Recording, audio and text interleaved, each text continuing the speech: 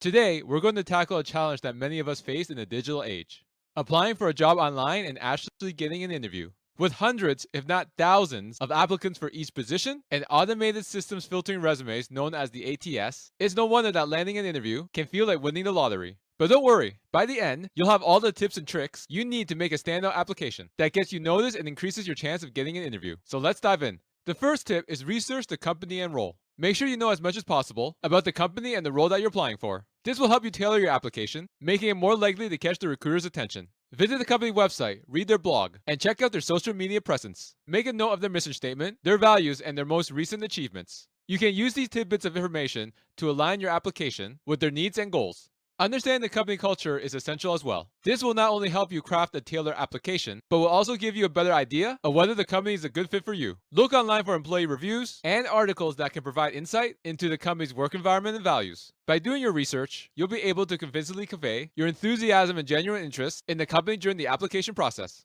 Number 2 is to optimize your resume. It's crucial that your resume is polished, professional, and tailored to the specific job that you're applying for. This means using relevant keywords from the job description, highlighting your most impressive accomplishments, if possible with quantifiable metrics, and showcasing that you have the skills that match their job requirements. A well-structured and targeted resume can make a huge difference in getting you noticed by recruiters. A good resume involves good, engaging, tailored content and proper formatting. So start by choosing a clean, easy-to-read format that highlights your key achievements and experiences. Use bullet points and concise language to keep the content clear and focused. Finally, double-check for grammar and spelling errors, as having numerous grammar and spelling errors will make your resume appear sloppy, which will be an instant turn-off for potential employers. Number 3 is to add a cover letter. While some may consider the cover letter outdated, they can still set you apart from other candidates when done right. Make it personal and engaging, and tailored to the specific job and company. Use the research that you have done earlier to show your enthusiasm and genuine interest for the role, and explain how your skills and experiences make you the perfect fit for the job. When writing your cover letter, address it to the recruiter or hiring manager if possible, and avoid using generic greetings like "to whom it may concern." This personal touch can make a significant difference. Now, if you don't know who the hiring manager or recruiter is for the position, I would still avoid the generic greeting and just start off your cover letter with the first paragraph. You also need to keep your cover letter concise, ideally no longer than 1 page, and focus on your most relevant achievements and experiences as it pertains to the position you're trying to get.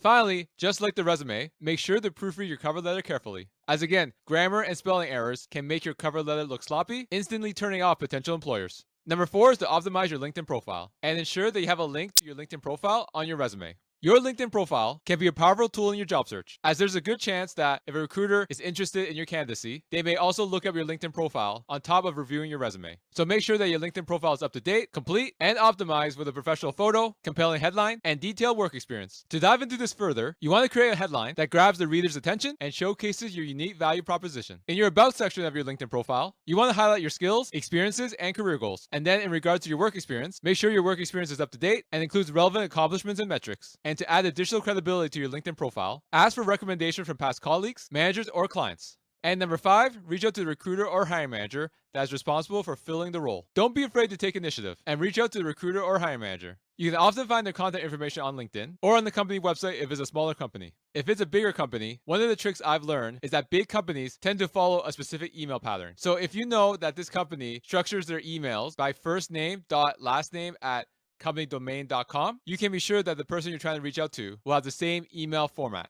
Once you find their contact information, send a brief personalized message or email, depending if you're reaching out to them directly on LinkedIn or through their company email, and express your interest in the role and mention that you recently submitted your application. This extra effort can help you stand out and may lead to an interview request. I want to stress when reaching out, make sure to keep your message concise and professional. Briefly introduce yourself, mention the role you applied for, and explain why you're particularly interested in the opportunity. You can also take this opportunity to ask any questions that you may have about the position or company. Remember to be respectful of their time and thank them for considering your application. By following these best practices, you'll be well on your way to applying for jobs online and generating multiple interviews.